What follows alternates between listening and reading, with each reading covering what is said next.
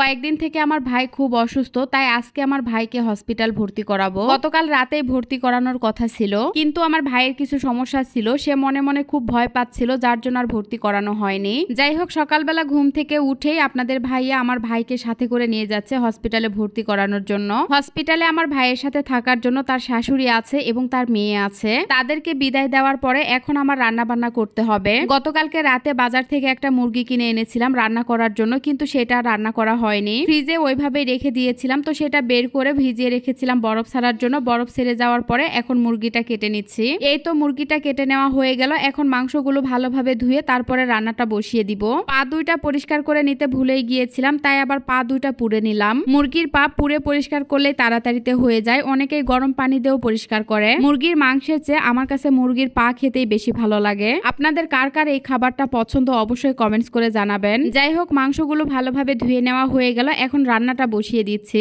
কয়েকদিন আগে আপনাদের ভাইয়া রাঁধুনি এই গুঁড়া মরিচের কৌটাটা এনেছিল। আনার পর থেকেই দেখছিলাম মরিচের গুঁড়াগুলো সাদা সাদা। মানুষ কতটা বাটপার দেখেন, মরিচের গুঁড়ার মধ্যে আবার ভেজাল দিয়েছে। এই যে এগুলো ধনিয়ার গুঁড়ার মতো দেখা গেলেও এগুলো দেখে মনে হচ্ছিল ইটের গুঁড়ো। বোয়ামের উপরে কিন্তু ঠিকই ভালো মরিচ দেওয়া ছিল, মাঝখান থেকে এই ভেজালগুলো দিয়েছে। রাঁধুনি এই গুঁড়া মরিচের একটা কৌটার দাম নেই 190 টাকা, অথচ মানুষকে তারা কিভাবে ঠকাচ্ছে। মানুষ আসলে কতটা জঘন্য এবং বাটপার হলে এই ধরনের জঘন্য কাজগুলো করতে পারে। অসৎ উপায়ে ব্যবসা করলে কেউ কোনোদিন উন্নতি করতে পারে না। মনে রাখবেন, আল্লাহর মার কিন্তু দুনিয়ার উপরেই হয়। যেভাবে উপার্জন করেন না কেন, অন্তত সৎভাবে উপার্জন করার চেষ্টা করেন। যাই হোক, এদিকে আমার মাংস রান্না করা হয়ে গেল, তারপরে তরকারিটা নামিয়ে নিলাম।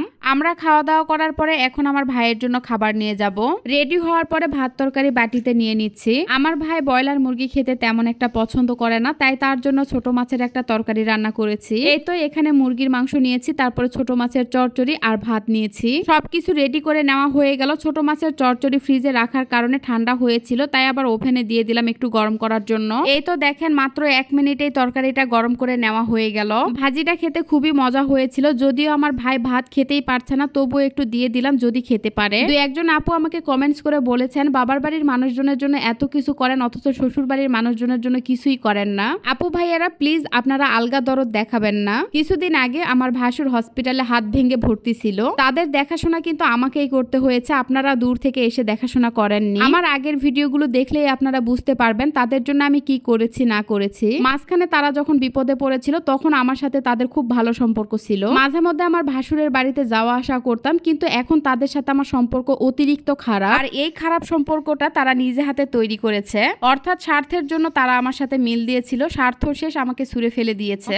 আপনারা সবাই দেখেছেন আমি তাদের জন্য কি করেছি না করেছি। আজকে আমার নিজের ভাই অসুস্থ, আর তার জন্য আমি এইটুকু করতে পারবো না। পরের জন্য আপনি যতই করেন না কেন সেটার কোনো মূল্য থাকবে না। যাই হোক, একজন মানুষের সম্পর্কে না জেনে কখনো আঙ্গুল তুলবেন না। যাই হোক, আমার ভাই, ভাইয়ের শাশুড়ি এবং আমার ভাইয়ের মেয়ের ভাত খাওয়া হয়ে গেল। এখন আমরা বাসায় চলে যাব। আরিয়ান বাবু বলছিল কাবাব খাবে, তাই আমরা সবাই মিলে কাবাব খেতে আসলাম। আমরা সব সময় নানা নাতি এই দোকানের কাবাব খাই, তাই আমরা এখানেই বসলাম। যাই হোক, আজকের মতো এখানেই বিদায় নিচ্ছি। যদি ভিডিওটা ভালো লাগে প্লিজ একটা লাইক, কমেন্ট আর শেয়ার করতে ভুলবেন না। সবাই ভালো থাকবেন, সুস্থ থাকবেন। আল্লাহ হাফেজ, টাটা।